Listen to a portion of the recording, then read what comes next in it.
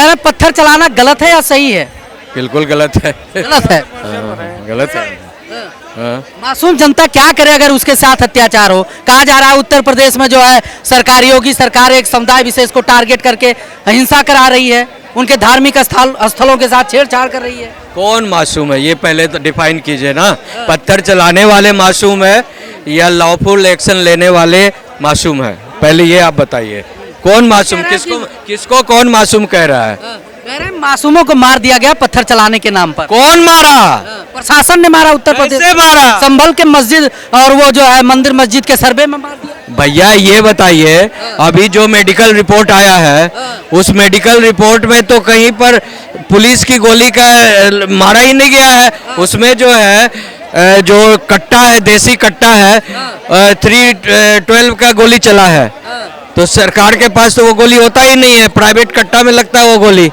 हाँ, पुलिस साजिशन कर रहे हैं। कह रहे विपक्ष वाले ये भी तो कर रहे हैं कि पुलिस वाले भी लेकर चले आते कट्टा लेकर घूम रहे हैं।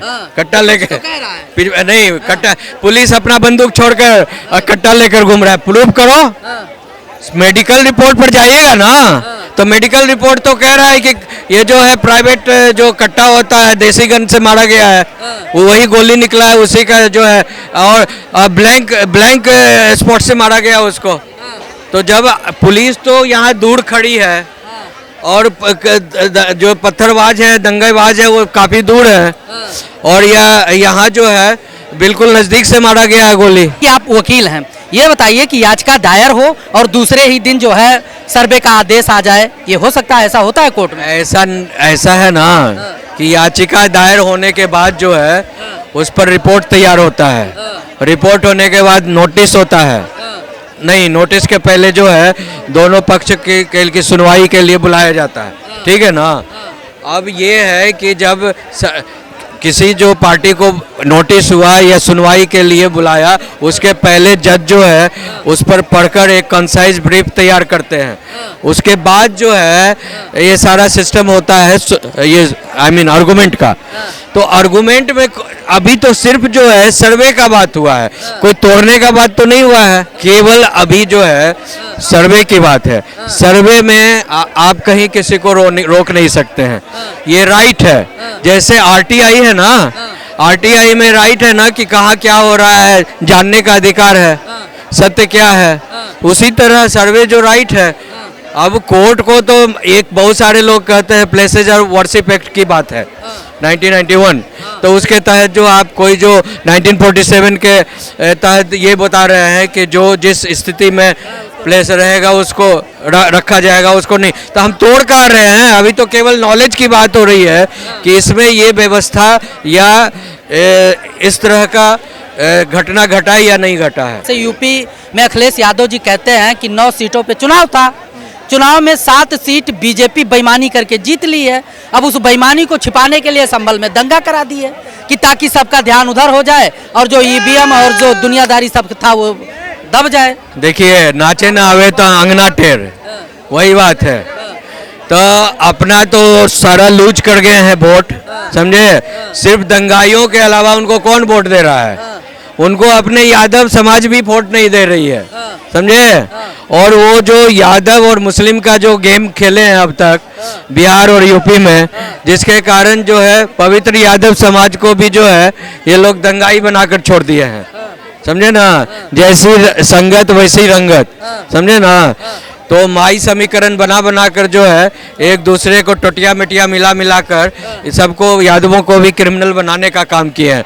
किसी को भी बढ़िया लीडर, सब परिवार में ही लीडर बन रहा है। आप देख रहे हैं कि अच्छे पढ़े लिखे लोगों को सपा में लीडर बनाया जा रहा है, कहीं नहीं बनाया जा रहा है। कोई अच्छे जॉब नहीं दिला रहे हैं, कोई मिशन उनको लिए है ही नहीं इनके पास। इतने सालों से रहे, मुलायम सिंह रहे या ये अखिलेश यादव हैं।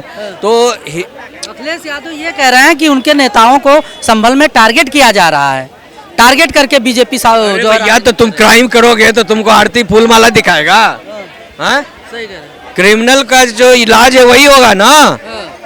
तुम पढ़ाई करो, वैज्ञानिक वाला काम करो, भला मानुष वाला काम करो, तो तुमको आरती फूलमाला दिखाया जाएगा। अगर तुम क्राइम करोगे, रूल ऑफ लॉ के खिलाफ चलोगे, तो वही होगा ना जो प्रशासन। कि भड़काया जा रहा है। जब सर्वे करने आप जा रहे थे क्यों भड़क जय रहे हो? श्री राम के नारे, नहीं नहीं नहीं अब हिंदुस्तान में पहली तो बात ये है, मैंने ये वीडियो देखा है कि वहाँ पर कोई एक्स्ट्रा आदमी गया ही नहीं। वहाँ पर केवल जो है जो विष्णु शंकर जैन जो वकील थे इस केस में, डीसी गए थे, एसपी गए थे, और सर्वे के जो एक्सपर्ट थे वो 4-5 आदमी का तो डेलीगेशन ही गया है। तो उसमें कौन जय श्री राम का नारा लगा रहा है भैया? कहीं पर सुना दो, कहीं पर सुना दो कि ऐसा नारा लगा है। सही कर, हाँ। चलिए सब ठीक है। और दूसरी बात ये है कि अपने देश में जहाँ ये भगवान श्री राम का ही तो देश है, राम राज्य तो किसका देश है? भगवान श्री राम और कृष्ण का देश है। तो इसमें कोई मान लीजिए भगवान श्री राम का जय श्री राम नाम लेता है तो कौन सी गलत बात है भाई? तुम भी आकर अल्लाह अकबर कर लो मेरे मंदिर में।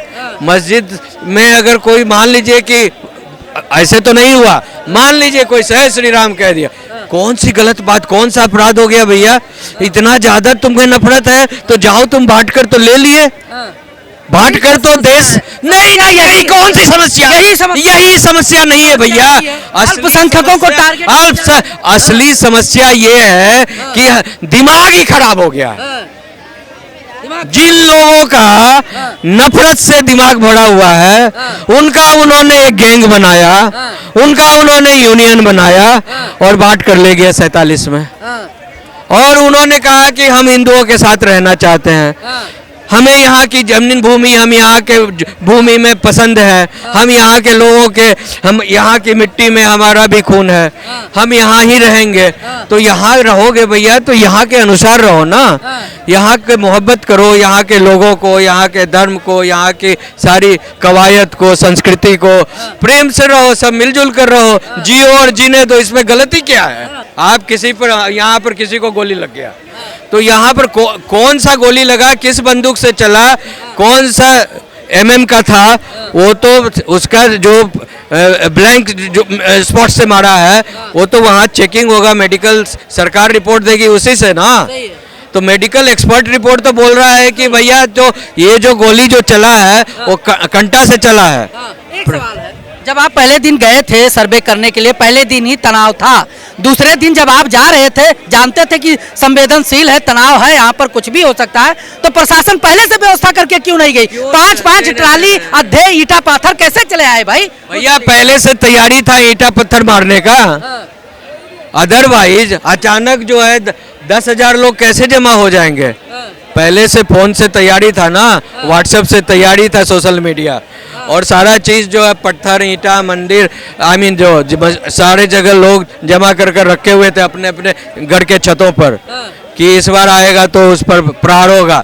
जैसे दिल्ली के दंगे में अरविंद केजरीवाल के वो जो थे, क्या नाम था पार्षद, क्या नाम था उसका, ताहिर हुसैन ने करवा कर रखा था।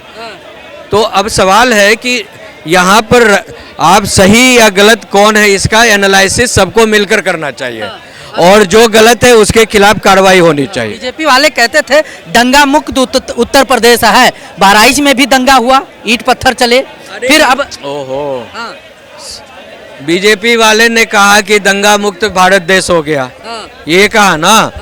और योगीनाथ आदित्य माननीय मुख्यमंत्री जी ने भी कहा कि जब से हमारी सरकार आई है कोई दंगा नहीं हुआ है। तो उसी को जवाब देने के लिए ये अखिलेश यादव, राहुल यादव और वगैरह वगैरह इंडिया अलायंस के जो लोग हैं उन्होंने कहा देख बेटा तू कह रहा है ना दंगा नहीं हुआ, अब मैं दंगा करा कर दिखा रहा हूँ और उसके बाद तू कहना। तो ये तो सरकार को बदनाम करने की साजिश है। अभी जो है अरविंद केजरीवाल जो है कल ही प्रेस कॉन्फ्रेंस की है कि दिल्ली का लॉ एंड ऑर्डर बहुत खराब है, आज बम ब्लास्ट करवा दिए रोहिणी में, रोहिणी हुआ ना प्रशांत बिहार में, कैसे हो गया? ये सारा साजिश है, ऑर्गेनाइज्ड है। This is a nefarious mind कि किसी तरह जो भी हो रहा है सरकार को बदनाम करो। संभल हिंसा पे क्या कहना चाहेंगे? पत्थरबाजी हुआ वहाँ पर, सर्वे करने के लिए गलत हुआ है और क्या हुआ है? बस गलत क्या हुआ? जो पत्थर मार रहे हैं गलत कर रहे हैं। नियम कानून सबके लिए है, कानून सबके लिए है, कानून सबके लिए है, तो कानूनी दायरा में मेंटेन करके सर्वे हो सकता था ना। विपक्ष तो कह रहा है बीजेपी वाले भड़का रहे हैं। विपक्ष देखो आज जितना बोलता है ना पहले कभी नहीं बोलता था, बीजेपी के राज में जितना बोल रहा है ना विपक्ष, और हर आदमी बोलता है खुल के, वो पहले कांग्रेस के राज में नहीं बोलता था। पता ही नहीं चल रहा आम आदमी को का क्या हो रहा है क्या नहीं हो रहा है। आज तो संसद में कुछ भी हो तो दूसरे दिन आम आदमी को पता चल जाता। एक तो टेक्नोलॉजी है, पहले नहीं थी, उस हिसाब से ना पता चल ही जाता है। टेक्नोलॉजी का यूज करता उत्तर प्रदेश प्रशासन, काहे दंगा होता संभल में, करना चाहिए था ना। देखो जब तक आदमी दंगा नहीं कराने वाला होगा ना तब तक दंगा नहीं होगा। कानून वही जब विपक्ष के होते हैं वही करवाते हैं, और कौन करवाता है? विपक्ष के करवा रहे हैं। विपक्ष वाले तो कह रहे हैं कि सोची समझी रणनीति है बीजेपी वालों को, चुनाव में धांधली की है उसको छिपाने के लिए। अब देखो विपक्ष भी उस संविधान के बारे में बोलता है, और जो सरकार होती है वो भी बोलती है। हमें तो यही नहीं पता कि असली संविधान है क्या। संविधान पढ़ाया जाता नहीं है पहले, तो कानून का उल्लंघन तो हर आदमी करेगा ही करेगा। अगर पहले संविधान को पहले से पढ़ाया जाए ना तो कानून का उल्लंघन कोई नहीं करेगा। संभल में जो दंगा हुआ उस पर क्या कहना चाहिए?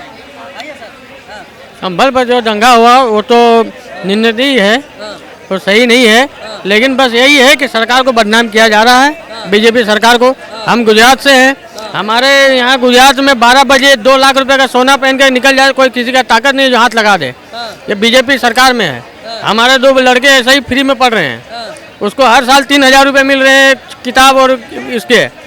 तो बीजेपी के राज में दंगा भी कम हुआ है और आज़ादी भी मिली है आदमियों को। कह रहे हैं बीजेपी के राज में एक समुदाय विशेष को टारगेट किया जा रहा है, कह रहे हैं हर मस्जिद में मंदिर खोजा जा रहा है। तो पहले नहीं होता था क्या? पहले तो जब बीजेपी कांग्रेस की सरकार थी तो हिंदुओं को टारगेट किया जाता था। तो वो बात को हटा दीजिए। बात यह है कि आदमी सुरक्षित किसके राज में है, तो बीजेपी के राज में पूरे आदमी सुरक्षित हैं और ना डर है ना माहौल है।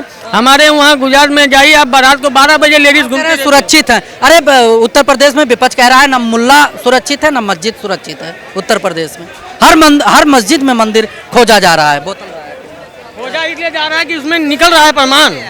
जब प्रमाण निकलेगा, हाँ निकल रहा है। सुनिए, ये तो तय है कि 1.5 लाख से ज़्यादा मंदिरों को तोड़कर जो है आतंककारियों ने जो है जो इन्वेडर्स थे देश में, उन्होंने मस्जिद बनाया, दरगाह बनाया, वगैरह वगैरह जो था अपने ढंग से बनाया। तब जब पहले कांग्रेस की सरकार में ज़बरदस्ती लोगों को मैंने इतना डरा कर रखा गया था ये कि मुसलमानों को छेड़ोगे, हाँ उनके मस्जिदों में घुसोगे, उनसे बात करोगे, समझे ना, तो तुम्हारा जो है बेड़िया गढ़ के भैया तुमका मर्डर हो जाएगा, तुम्हारा ये हो जाएगा वो हो जाएगा, तुम्हारी माँ बहन बेटियों को इज्जत लूट लिया जाएगा, तुम्हारे संपत्ति का नाश कर दिया जाएगा। यही माहौल बनाकर कांग्रेस सरकार ने रखा था। और उधर जो है मुसलमानों को सिर्फ यूज करती थी, समझे ना, मुसलमानों को सिर्फ यूज करती थी कि तुमको पढ़ना लिखना नहीं है, तुमको जाहिल बनकर रहोगे तो तुम जो है क्रिमिनल बनकर रहो और देश में राज करो। तो इसीलिए देखिए मुसलमानों को जो है सच्चर कमेटी आयोग का रिपोर्ट पढ़ लीजिए। अब ये है कि देश में अगर सबको रहना है, जो मुसलमान यहाँ रह गए हैं तो यहाँ की जो संस्कृति है, जो मूल संस्कृति है यहाँ की, उसके साथ मेलजोल बनाकर नहीं रहेंगे, उनका आदर नहीं करेंगे, जहाँ उनके पूर्वजों से गलतियाँ हुई है उसका मान नहीं करेंगे, उसको नहीं मानेंगे, तो कब तक चलेगा भाई? कब तक चाहे दूसरे के संपत्ति को हड़प कर रखिएगा आप? हाँ, यही इसी बात का तो समस्या है। राहुल गांधी कहते हैं कि जब तक, खड़गे जी कहते हैं जब तक कांग्रेस थी चारों तरफ भाईचारा था, बीजेपी आई है तब से इस प्रकार के जो है माहौल बन रहा है। चारा नहीं था, वो भाई बने हुए थे, हम लोग चारा बने हुए थे। हिंदू जो है चारा बने हुए थे और वो लोग भाई हमारा बने थे। भाई का मतलब क्या होता है? लोकल लैंग्वेज में भाई मतलब क्या होता है? दबंग, गुंडे, मतलब किसी को नुकसान पहुंचाने वाला। कहते हैं ना भाईजान, भाईजान किसको कहते हैं? ताकतवर आदमी को। तो वही जो है वो एक माहौल बनाकर अभी भी रखना चाहते हैं कि एक तरफ पाकिस्तान दे दिया, अब बचे हुए जो हिंदुस्तान में लोग हैं, हाँ जो हिंदुओं का स्थान है, उनको जो है उनके चारा बनकर रहो। और उन्होंने एक और नारा दिया था जब पाकिस्तान लिया था कि लड़कर लिए हैं पाकिस्तान, हंसकर लेंगे हिंदुस्तान। माने हम जो इतना पॉपुलेशन बढ़ा देंगे अपने देश, तुम्हारे देश में, कि हम बाकायदा इलेक्शन में डेमोक्रेसी में क्या है, जितना मुट्ठी गिनता है, जितना वोट होगा, तो तुम्हारा एकदम जो है पॉपुलेशन को ख़त्म कर देंगे और इतना कन्वर्जन कर देंगे, इतना हमारी संपत्ति वक्फ बोर्ड के नाम पर अर्जित करेंगे कि पूरा हिंदुस्तान ही हमारा हो जाएगा। अब तुम जो है संविधान करते रहो।